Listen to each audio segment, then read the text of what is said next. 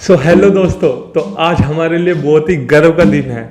23 अगस्त 2023, 5:45। फिर वो भारत ने वो काम कर दिया जो पूरे संसार में किसी ने नहीं किया। भारत ने इतिहास बना दिया। जी हाँ, चंद्रयान 3 सक्सेसफुली लैंड कर चुका है। ये हमारे लिए बहुत गर्व की बात है कि जहाँ तक का पूरे विश्व में, पूरे संसार में, पूरे वर्ल्ड में कोई नहीं पहुँच पाया, हमने उस जगह जाकर लैंडिंग की है। यानी कि चंद्रमा के जैसे जैसे अर्थ के दो पोल होते हैं, नॉर्थ पोल और साउथ पोल, इसी तरीके से मून के भी दो ही पोल हैं, नॉर्थ पोल और साउथ पोल। यानी कि नॉर्थ पोल वो जो हमें दिखता है और साउथ पोल वो जो हमें नहीं दिखता है। यानी कि जो चांद है, चांद का सिर्फ 49% ही हिस्सा हमें दिखता है, वरना बाकी का हिस्सा पूरे अंधेरे में रहता है। वहां पर सूरज की किरणें भी नहीं जाती, वो उसका बैक साइड है। तो हमने उस साइड पे बहुत सॉफ्टली लैंडिंग की है और ये पूरे संसार में सबसे पहली बार हमने ही किया है और किसी ने नहीं किया है। तो चलिए जानते हैं कि इसकी शुरुआत कैसे हुई, कहाँ से ये प्रेरणा मिली और कहाँ से इसकी शुरुआत हुई। तो बात है 2008 की, चंद्रयान 1 को भेजा गया पीएसएलवी रॉकेट में। तो उसका ये काम था कि चांद पे ये पता लगाना कि पानी की संभावना है कि नहीं है, और वो हमारा ज़्यादातर सक्सेसफुली भी हुआ। उसके बाद बारी आई चंद्रयान 2 की। चंद्रयान 2 को भेजा गया, उसका मेनली पर्पज़ यही था कि वहाँ पर जाए और सॉफ्ट लैंडिंग करे, क्योंकि उस टाइम पे भारत में, पूरे वर्ल्ड में सिर्फ 3 ही ऐसे देश थे जो सॉफ्ट लैंडिंग कर चुके थे, जैसे कि अमेरिका, चाइना और रसिया।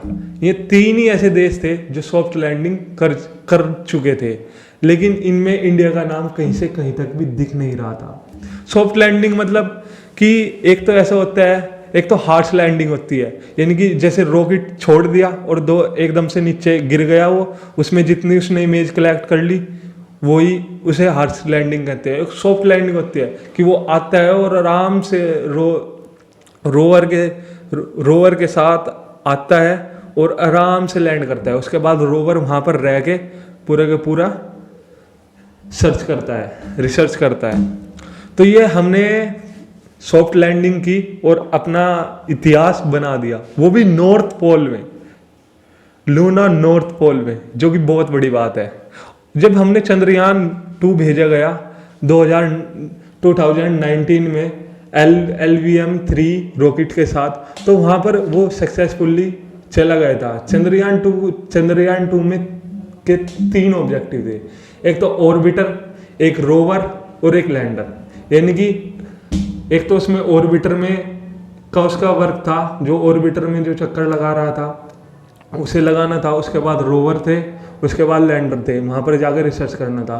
तो चंद्रयान 2 का जो ऑर्बिटर का जो मिशन था वो तो सक्सेसफुली हो गया था। चंद्रयान 2 ने ऑर्बिटर छोड़ दिया था जो कि चांद के चक्कर लगा रहा था, लेकिन जब उसकी लैंडिंग की बारी आई तो कम्युनिकेशन में कुछ प्रॉब्लम आने के बजाय सिर्फ 1.5 किलोमीटर ऊपर से, 1.5 किलोमीटर ऊपर से वो क्रैश हो गया। सारे के सारे कम्युनिकेशन लॉस्ट हो गए और कुछ भी नहीं समझ में आया, और सब कुछ जो चंद्रयान 2 का था वो क्रैश हो गया, जिससे कि काफ़ी ज़्यादा प्रॉब्लम हुई। काफ़ी ज़्यादा जो उस टाइम के जो चेयरमैन थे, मैं हमारे पीएम मोदी के गले लग के बहुत रोए, बहुत ज़्यादा रोए, क्योंकि उन्होंने बहुत ज़्यादा मेहनत की थी उसके ऊपर।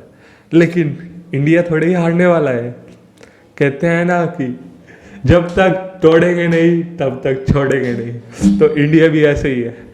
तो उसने हार नहीं मानी, दोबारा से चंद्रयान 3 पे काम करना स्टार्ट कर दिया। और जो भी प्रॉब्लम थी चंद्रयान 2 से हुई हमें, जैसे कम्युनिकेशन की प्रॉब्लम और भी काफ़ी ज़्यादा प्रॉब्लम हुई, तो उन्हें ध्यान में रखते हुए चंद्रयान 3 पे काम किया गया। और चंद्रयान 3 का भेजने का कारण क्या था, क्यों भेजा गया चंद्रयान 3? जब चंद्रयान 2 फेल हो गया था और उससे चंद्रयान 2 में 978 करोड़ रुपए का बजट था, उस टाइम पे काफ़ी सारे सवाल भी उठे कि क्यों भेजा गया, इतने सारे पैसों से गरीब जो भारत की गरीबी है उसको मिटाया जा सकता है या और भी अदर प्रोजेक्ट्स में लगा के इन्वेस्ट किया जा सकता है। तो इस तरीके से काफ़ी ज़्यादा इन्वेस्टमेंट, काफ़ी ज़्यादा क्वेश्चन उठाए गए इसरो के ऊपर। लेकिन दोस्तों आपको पता नहीं कि इसरो भी भारत की जीडीपी में बहुत ज़्यादा मदद कर रहा है। अगर ये जैसे चंद्रयान 3 सक्सेसफुल हुआ है, इससे भारत की इकोनॉमी में भी बहुत बड़ा इफेक्ट पड़ेगा। तो इसके बारे में हम बाद में बात करेंगे, तो वीडियो को एंड तक का जरूर देखना। तो चंद्रयान 2 का बजट 978 करोड़ था, लेकिन चंद्रयान 3 का बजट उससे भी बहुत ज़्यादा कम है, 615 करोड़, मात्र 615 करोड़। 615 करोड़ में एक फिल्म बन जाती है आदि पुरुष जैसी, जो कि फ्लॉप चली जाती है, सबको ही पता होगा। और हमने 615 करोड़ में एक ऐसा रॉकेट बना दिया जो चंद्रयान पे जाके सॉफ्टली लैंडिंग कर दिया और जिसने पूरे वर्ल्ड में इतिहास बना दिया। तो चंद्रयान 2 का मेनली पर्पस ये था, क्यों भेजा गया, इसका पर्पस ये था कि जो सॉफ्ट लैंडिंग थी उसको डिटरमाइन करना, यानी कि उसको करना, क्योंकि आज तक का किसी ने सॉफ्ट लैंडिंग 3 देशों के अलावा और किसी ने नहीं की थी। जो मेन पर्पस था कि वहाँ पर सॉफ्ट और सेफ लैंडिंग करना, जो कि सबसे बड़ा था। और वहाँ के जो साउथ पोल है, साउथ पोल के जो वहाँ के जो क्रिएटर्स हैं, उनमें माना जाता है 200 मिलियंस ऑफ टन वाटर होने की संभावना है, यानी कि 200 मिलियन टन से भी ज़्यादा पानी होने की संभावना है उन क्रिएटर्स में।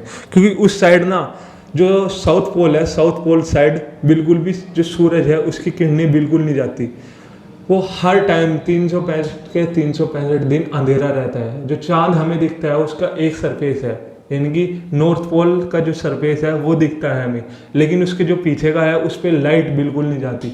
और आपको हैरानी होगी कि वहाँ पर जो टेम्परेचर है वो भी बहुत हाई होता है। तो वहाँ पर सॉफ्टली लैंडिंग करके और वहाँ पे ये पता लगाना कि पानी है कि नहीं है, और वहाँ के मिनरल्स, एलिमेंट्स, इनका पता लगाना, जैसे हाइड्रोजन, नाइट्रोजन, मैग्नीशियम, मरकरी, इस तरीके के जो बहुत सारे मिनरल्स हैं उनका पता लगाना, क्या उनकी संभावना है वहाँ पर। तो एक कारण ये भी था वहाँ पर चंद्रयान 3 को भेजने में। चंद्रयान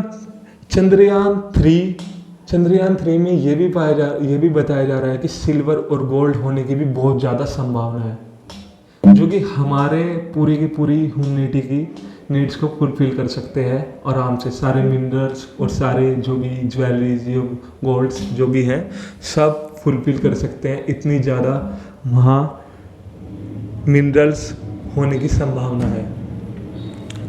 उसके बाद ये किस तरीके की टेक्नोलॉजी का यूज किया गया, किन चीज़ों को ध्यान में रखते हुए इस चंद्रयान 3 पर काम किया गया।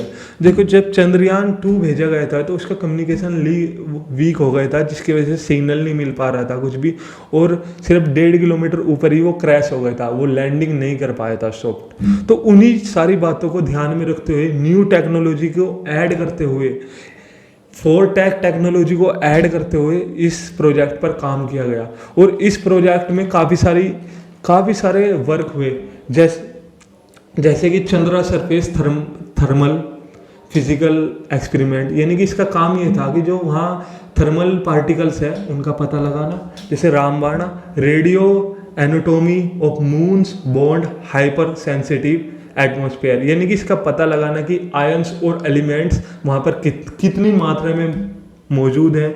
और जैसे कि अल्फा पार्टिकल एक्सरे, इसका काम बेसिकली ये था कि जो वहाँ के एलिमेंट्स हैं, मिनरल्स हैं, उनका पता लगाना कि वहाँ पर किस तरीके के एलिमेंट्स हैं, किस तरीके के मिनरल्स हैं, जिनसे कि हम अपनी ह्यूमैनिटी के लिए यूज़ करके काफ़ी ज़्यादा आगे बढ़ सकते हैं।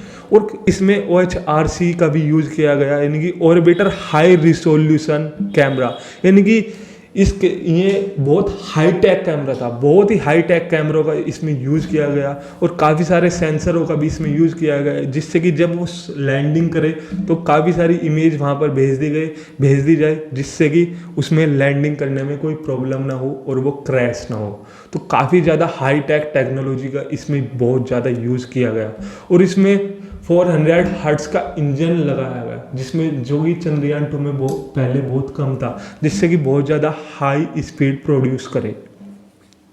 तो ये इस तरीके की टेक्नोलॉजी का यूज़ किया गया चंद्रयान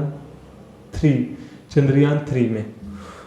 और एक बात करते हैं कि ये हमारी इकोनॉमी में कैसे मदद करेगा, मतलब कैसे हम इससे पैसा कमा सकते हैं। चंद्रयान 3 के जो सक्सेसफुल लैंड हुआ है, इससे हम कैसा पैसा कमा सकते हैं।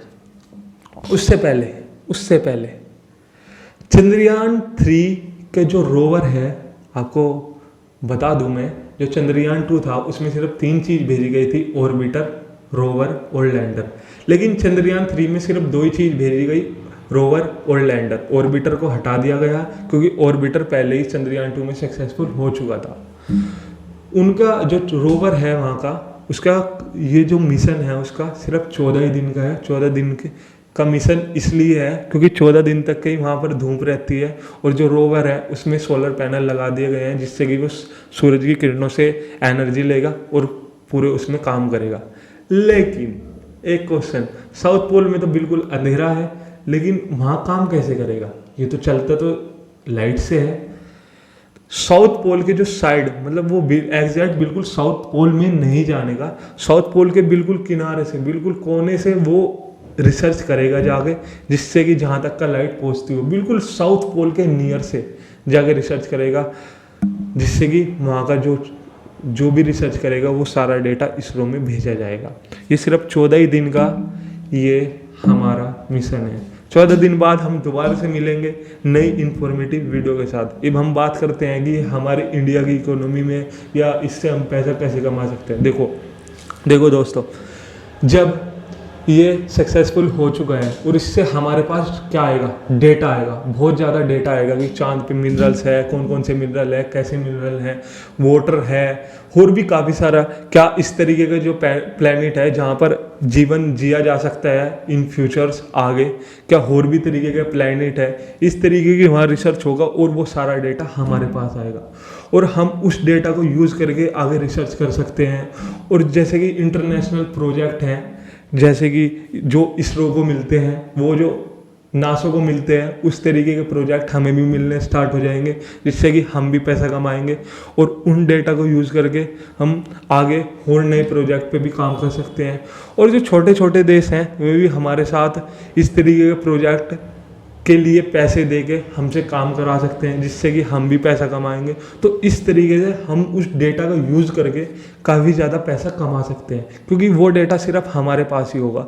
और जो और इन फ्यूचर कोई भी देश अगर ऐसी रिसर्च करना चाहेगा, ऐसे प्रोजेक्ट पे काम करेगा, तो उसे उस डेटा का यूज़ होगा और उसे उस टेक्नोलॉजी का, जो सी टेक्नोलॉजी हमने उसमें यूज़ की, उसका उसमें जो से हमने यूज़ की उसका उसे यूज़ होगा, तो वो भी डेटा वो मांगेगा। तो इस तरीके से हम पैसे कमा सकते हैं। तो बता दें कि हम पैसे कैसे कमा सकते हैं। तो ये बहुत प्राउड की बात है कि हम पहले ऐसे देश बने जिन्होंने साउथ पोल में बहुत सॉफ्टली लैंडिंग की। पूरे संसार में सबसे पहले एक ऐसे देश के बने जिन्होंने बिल्कुल पूरे संसार में हिला दिया, बिल्कुल सबको, मतलब सबको हिला दिया। बहुत ही प्राउड की बात है ये हमारे लिए। और इससे 14 दिन बाद हम दोबारा से मिलेंगे। इसी के बाद जब हमारा एक चंद्रयान 3 सक्सेसफुल हो जाएगा, उसकी बहुत इंफॉर्मेटिव वीडियो लेके आऊँगा मैं आपके लिए कि क्या हमें किस तरीके के मिनरल मिले, क्या चीज़, किस तरीके की रिसर्च हुई वहाँ पर, क्या हमें डेटा मिला, उससे रिलेटिव पूरी की पूरी वीडियोस मैं लेके आऊँगा। तो आप हमारे साथ बने रहिए। और अगर आपको ये वीडियो इंफॉर्मेटिव लगी हो तो हमारे चैनल को सब्सक्राइब कर देना और वीडियो को लाइक कर देना। और अगर आपको कुछ वैल्यू मिली हो तो आप अपने दोस्तों के साथ शेयर करें, जिससे कि उन्हें भी वैल्यू मिले और उन्हें भी पता चले कि चंद्रयान 3 में क्या हुआ। तो जय हिंद, जय भारत।